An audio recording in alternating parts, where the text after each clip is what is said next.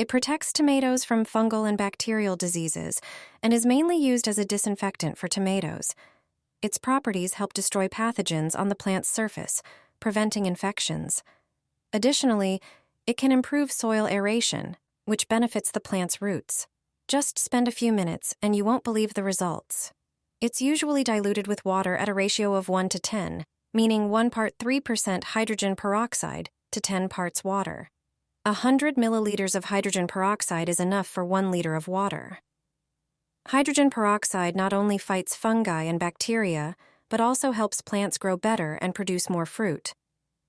Mix the solution well and spray it on the tomato leaves.